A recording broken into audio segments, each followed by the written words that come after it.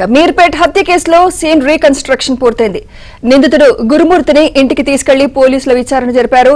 గురుమూర్తి తన భార్యను ఎలా హత్య చేశాడో సీన్ రీకన్స్ట్రక్షన్ చేయించారు. ఇప్పటికే భార్య వెంకట్ మాధవిని ఇంట్లోనే దారుణంగా హత్య చేసి డెడ్ బాడీని ముక్కలుగా చేసినట్లు గురుమూర్తి ఒప్పుకున్నాడు.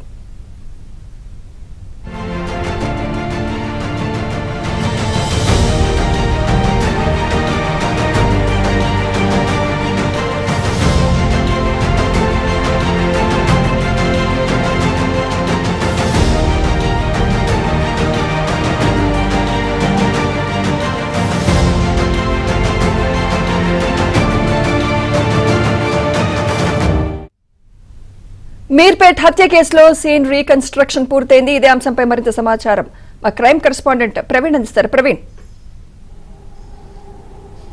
రెండు తెలుగు రాష్ట్రాల్లో సంచలనం సృష్టించినటువంటి మీర్పేట్ హత్య కేసుకు సంబంధించి పోలీసులు విచారణ పూర్తి చేశారు. కొద్ది నిమిషాల క్రితమే భార్యను హత్య చేసినటువంటి భర్త గురుమూర్తిని స్వయంగా మీర్పేట్ తన నివాసానికి తీసుకెళ్లి సీన్ రీకన్స్ట్రక్షన్ కూడా చేయడం జరిగింది. సీన్ రీకన్స్ట్రక్షన్లో చాలా కీలకమైనటువంటి అంశాలు కూడా తను వెల్లడించినటువంటి పరిస్థితి కనపడుతుంది.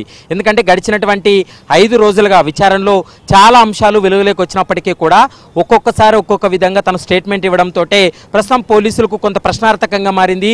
భార్యను హత్య చేసిన తర్వాత పోలీసులకు ఎలాంటి ఆధారం దొరకకుండా ఉండేందుకు ముక్కలు ముక్కలుగా చేసి దాన్ని మొత్తం కూడా బూర్ది చేసిన తర్వాత తను చెరువులో పడేసినటువంటి పరిస్థితి కనపడుతుంది. కాబట్టి ఎక్కడైతే ఇంట్లో హత్య చేశాడో గురుమూర్తిని ఆ ప్రాంతానికి అది ఇంటికి తీసుకెళ్లి కొద్ది నిమిషాల క్రితమే పోలీసులు అయితే మాత్రం సీన్ రీకన్స్ట్రక్షన్ కూడా చేసినటువంటి పరిస్థితి కనపడుతుంది.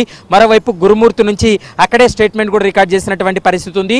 మరోవైపు ఎక్కడైతే ఆ ముక్కలు ముక్కలుగా చేసినటువంటి డెడ్ బాడీ ఏదైతే ఉందో దాని ద్వారా కొంత క్లూస్ అయితే మాత్రం సేకరించారు. అక్కడ బూడిది పడి ఉన్నటువంటి కొన్ని క్లూస్ను కూడా ఇప్పటికే క్లూస్ టీమ్ సేకరించి ఎఫ్ఎస్ఎల్ కూడా పంపడం జరిగింది. ఎఫ్ఎస్ఎల్ రిపోర్ట్ వచ్చిన తర్వాతనే పోలీసులు అయితే మాత్రం ఇది మిస్సింగ్ కేసు నుంచి హత్య కేసుగా కూడా కన్వర్ట్ చేయడం జరిగింది. ప్రస్తుతం హత్య కేసుగా కూడా పోలీసులు అయితే మాత్రం ఇన్వెస్టిగేషన్ కొనసాగించారు. ఈ వ్యవహారంలో గురుమూర్తిని సుదీర్ఘంగా విచారించిన తర్వాత ఈరోజు సాయంత్రం 5 గంటలకు మీడియా ముందు రాచకొండ సిపి ప్రవేశపెట్టేటువంటి అవకాశం ఉంటుంది. మరోవైపు న్యాయస్థానం ముందు హాజరుపరిచిన తర్వాత గురుమూర్తిని జ్యుడిషియల్ రిమాండ్ కూడా తరలించేటువంటి అవకాశం అయితే స్పష్టంగా కనపడుతుంది.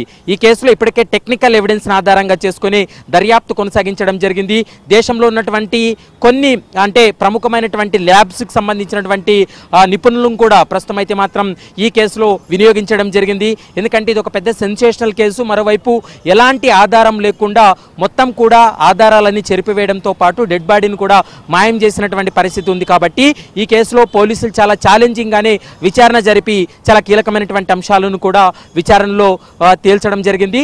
సాయంత్రం 5 గంటలకు మీడియా ముందు ఈ హత్య కేసుకు సంబంధించి సంచలనమైనటువంటి విషయాలు కూడా రాచకొండ సిపి బయట పెట్టేటువంటి అవకాశాలు అయితే స్పష్టంగా కనపడుతున్నాయి.